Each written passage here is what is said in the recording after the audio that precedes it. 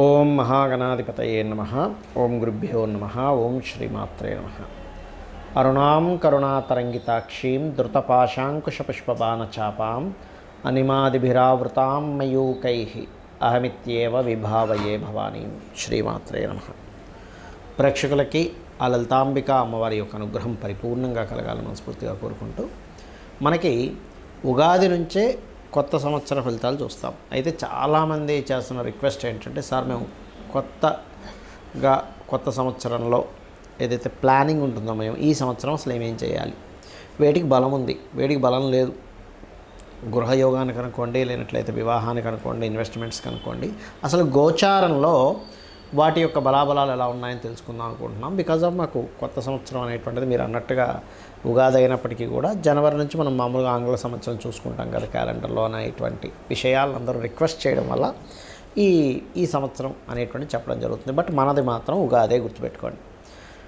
అయితే ఇక్కడ గ్రహస్థితులు ఏ విధంగా ఉన్నాయి, ఎందుకంటే మనకి ఎప్పుడూ కూడా ఉగాది సంబంధించినవి చెప్పినా, లేకపోతే కొత్త సంవత్సరం మనకి తెలుగు సంవత్సరం అయినా ఆంగ్ల సంవత్సరం అయినా సరే ఒకటే రూల్ ఏంటంటే, మేజర్ ప్లానెట్స్ ఎప్పుడైనా సంవత్సర ఫలితాలు చెప్పేటప్పుడు జీవుడైనటువంటి గురువు, కర్మకారకుడైన శని, కాలానికి మోక్షానికి కారకులైన రాహుకేతువులు సంవత్సర ఫలితాలు ఎక్కువ ప్రాధాన్యం చూపిస్తారు. మిగతా అంతా కూడా నెల ఫలితాల్లో, పక్ష ఫలితాల్లో వస్తాయి.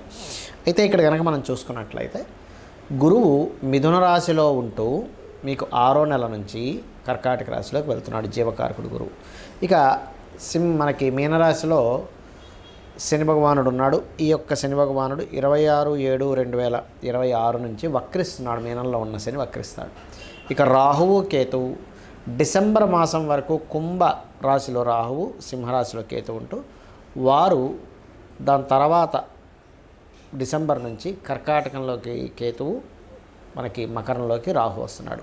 ఈ యొక్క గ్రహస్థితిని అనుసరించి తులవారికి కనుక చూసుకున్నట్లయితే ప్రధానంగా ఇక్కడ మీ యొక్క రాశి నుంచి పంచమ స్థానంలో రాహు ప్రస్తుతం సంచరిస్తున్నాడు. కాబట్టి ఈ పంచమ రాహు ఎవరైతే ఉన్నారో ఇది ఆలోచనా స్థానాన్ని, రాజకీయ స్థానాన్ని, మరియు ఏదైనా క్రియేటివ్ ఫీల్డ్లో, సినిమా ఫీల్డ్లో ఉండేటువంటి వారికి కొంతవరకు తోడ్పడతాడు. కాకపోతే ఈ ఆలోచన విషయంలో మాత్రం తీవ్రమైనటువంటి ఆలోచనలు, అలాగే కొంత మీరు కొన్ని సీక్రెట్గా అంటే కొన్ని అఫైర్స్ అనుకోండి, లేకపోతే ప్రేమ వ్యవహారాలు అనుకోండి, అలాంటివి కూడా చేస్తూ ఉంటాడు. అయితే ఇందులో ఏదైనా మీరు మాయలో పడుతున్నారా అనేటువంటి విషయాన్ని మీరు జాగ్రత్తగా ఉండాలి. అందులో ముఖ్యంగా ఎప్పుడైతే మీకు 9వ స్థానంలో ఉండే గురువు మారిపోతాడో జూన్ మాసం నుంచి అక్కడి నుంచి మరింత జాగ్రత్తగా ఉండాలి. ఎందుకంటే గురుబలం ఉన్నప్పుడు ఏమీ ఉండదు, ఇబ్బంది ఏమి ఉండదు. ఎప్పుడైతే గురుబలం తగ్గుతుందో మీకు, అంటే ఇప్పుడు పంచమానికి తగ్గుతుంది, మిగతా అన్ని విషయాలకు కాదు. పంచమానికి ఎప్పుడైతే తగ్గి మీకు గురువు దశమ స్థానంలోకి వస్తాడో, ఇక్కడ 2 విషయాలు. దశమంలోకి వచ్చేటువంటి గురువు జూన్ నుంచి ప్రొఫెషన్, జాబ్ సంబంధించినటువంటి అంశంలో చాలా చక్కటి ఫలితాలు ఇస్తాడు. అందులో ఎటువంటి సంబంధము లేదు, ఇబ్బంది లేదు. కాకపోతే ఎప్పుడైతే గురువు 10వ స్థానంలో ఉంటూ 6వ స్థానాన్ని వీక్షిస్తాడో, ఇక్కడ కలిగేటువంటి ఫలితాల్లో ప్రధానంగా 6లో ఉండేటువంటి గురువు మీకు ఎప్పుడు కూడా ఎటువంటి ఫలితాలు ఇస్తాడంటే, లోన్స్ రావడానికి, ఉద్యోగంలో అభివృద్ధికి, అదేవిధంగా మీ నిత్య దైనందిన జీవితంలో కొంతవరకు మీకు జూన్ నుంచి అనుకూలమైనటువంటి వాతావరణం అనేటువంటిది కలుగుతుంది. కాకపోతే ఎప్పుడైతే మీకు రాహు పంచమ స్థానంలో 2026లో మొత్తం ఉంటుంటాడో, మేజర్గా ఇక్కడ నిర్ణయాలు తీసుకునేటప్పుడు కొంచెం జాగ్రత్తగా తీసుకోండి. ఊహల్లోనో అపోహల్లోనో, లేనట్లయితే ఏదో జరిగిపోతుందేమో అనే భయంలో నిర్ణయం తీసుకోకండి.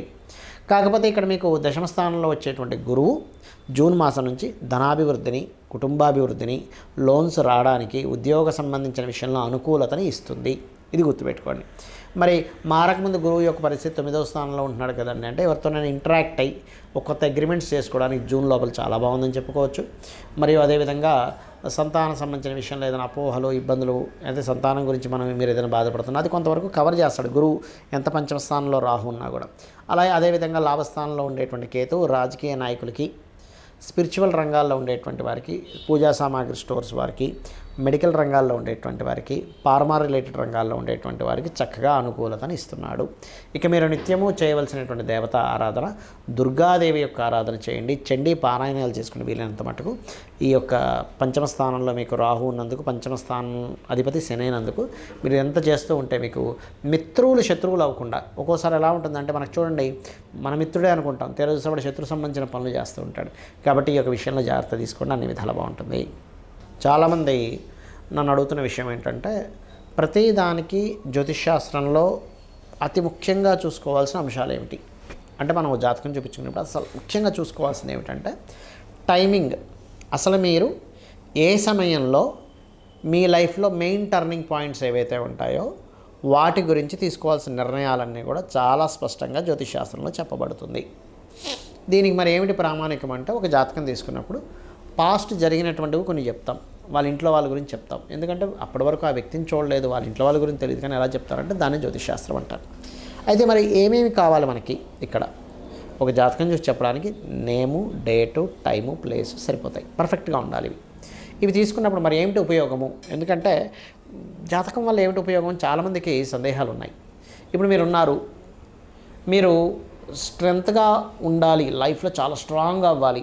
లగ్నము పాడైతే మనిషి స్ట్రాంగ్ ఉండడు. ఒక్కోసారి పాపగ్రహ సంబంధాలు, పాప ఫలితాలు ఇచ్చే సంబంధాలు ఉన్నప్పుడు మరీ విపరీతమైన స్ట్రాంగ్ కూడా అవుతాడు. బట్ ఎందుకు అలా ఉందని చెప్పేది మీ లగ్నం చెప్తే. చాలామంది చూడండి, ఎంతో కష్టపడుతున్నానండి, నాకు డబ్బులు రావట్లేదు, ధన సంబంధించిన విషయంలో చాలా ఇబ్బంది పడుతున్నాను, నాకేమిటి అని ఇబ్బంది పడుతూ ఉంటారు.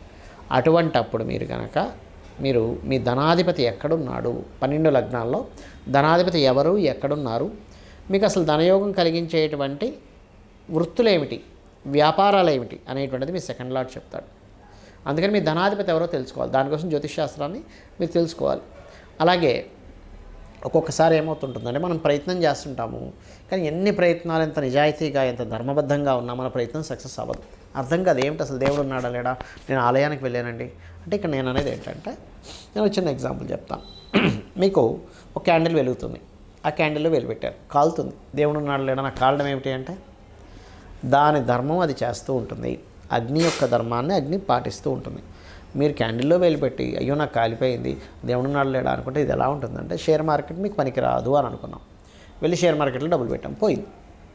నాకు దేవుడే ఉంటే నాకు షేర్ మార్కెట్లో డబ్బులు ఇవ్వాలంటే మీకు కర్మ బట్టి వస్తుంది. అది మీకు షేర్ మార్కెట్లో డబ్బులు రావాలంటే మీ జన్మజాతకంలో షేర్ మార్కెట్ మూలంగా డబ్బులు వస్తే ఉండే యోగం ఉంటే అందులోనే డబ్బులు వస్తాయి, వేరే దాంట్లో డబ్బులు రావు, గుర్తుపెట్టుకోండి.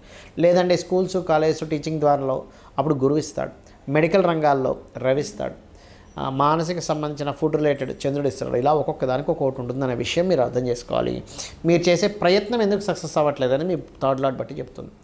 అలాగే మీరు ఏ డైరెక్షన్లో ఉండే గృహం మీరు కొనుగోలు చేసుకుంటే మంచిది.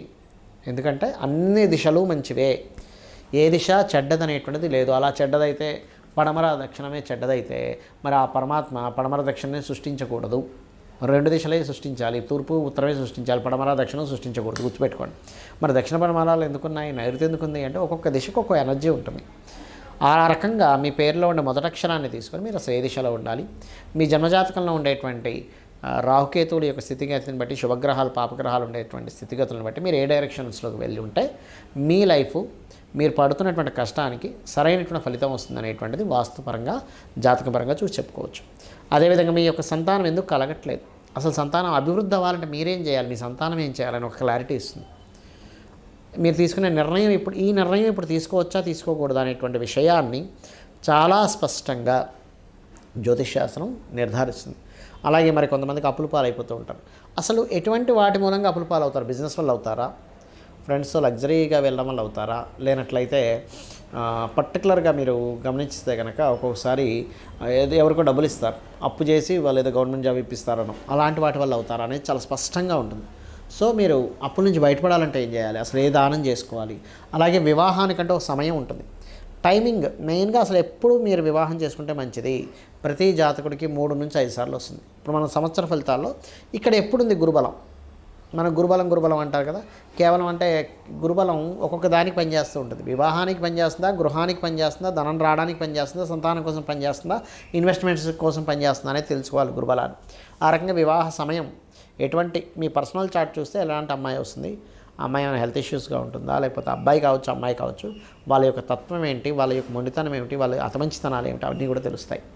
అలాగే మీకు లైఫ్లో జరిగేటువంటి అన్ఎక్స్పెక్టెడ్ థింగ్స్ అష్టమ భావం ద్వారా, హైయర్ ఎడ్యుకేషన్ భావం ద్వారా, మీ ఉపాసన సంబంధించింది కూడా పంచమ నవమాల ద్వారా మీ వృత్తిలో ఎందుకు రాణించలేకపోతున్నారు, ఇంత కష్టపడ్డా, ఎంతో టాలెంట్ చూపిస్తున్నా పై పై అధికారులు మిమ్మల్ని తొక్కేందుకు పెట్టేస్తున్నారు. అసలు ఏం చేసుకోవాలి? ఎందుకంటే నిజాయితీగా ఉంటూ ఎంతో పని చేస్తున్నారు, అసలు ఎందుకు ఇలా తొక్కి పెట్టేయడం, ఎందుకు మనల్ని పైకి రానికుండా చేస్తున్నారు అనేటువంటివి కూడా మీ యొక్క జన్మజాతకంలో ఉంటాయి. అలాగే మీ వ్యాపారాలు, మీరు విదేశాలకు వెళ్ళాలా వద్దా, అసలు ఎప్పుడు ఇన్వెస్ట్మెంట్ చేయాలి, మీ 12వ స్థానం ఏదైతే ఉందో అది యాక్టివ్గా పాజిటివ్ ట్రిగర్ ఇచ్చేటప్పుడు మీరు ఇన్వెస్ట్మెంట్ చేయడం వల్ల మీకు డబ్బులు వస్తాయి.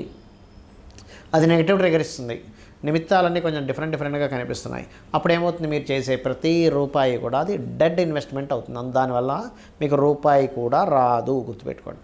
అది దాన్ని డెడ్ ఇన్వెస్ట్మెంట్ అంటారు. ఆ రకంగా అసలు మీకు డెడ్ ఇన్వెస్ట్మెంట్ అయ్యే టైం నడుస్తుందా, ఒక రూపాయికి ఇంకో రూపాయి వచ్చే సమయం నడుస్తుంది. ఎందుకంటే మీరు ఎంతో కష్టపడి రూపాయి దాచుకొని దాన్ని తీసుకెళ్ళి ఇంకో దగ్గర ఎక్కడో ఇన్వెస్ట్మెంట్ చేస్తారు, గోల్డ్లోనో, సిల్వర్లోనో, ల్యాండ్లోనో, గృహంలోనో. ఆ సమయంలో అదేమవుతుందంటే, ఏమిటండి ల్యాండ్లో మంచిదే కదా అంటే అందుకోసం మీరు ఫ్రాడ్ ల్యాండ్ కొనుక్కోవచ్చు, లేదా గొడవలు జరిగేటువంటి సంబంధించిన ల్యాండ్ తీసుకోవచ్చు, చెప్పలేం కదా. కాబట్టి ఈ యొక్క అంశంలో మీరు ముఖ్యంగా జ్యోతిష్శాస్త్రపరంగా ఇవి తెలుసుకొని మీరు కనుక అడుగు వేసినట్లయితే మీ కష్టానికి తగ్గ ఫలితము, అమ్మవారి అనుగ్రహం, మీరు ఎటువంటి పని చేస్తున్నా అమ్మవారిని తలుచుకొని మీరు పనిని ప్రారంభించండి. ఆ మహాగణపతిని తలుచుకొని ప్రారంభించండి. ఖచ్చితంగా అమ్మవారి యొక్క అనుగ్రహం మీకు ఉంటుంది.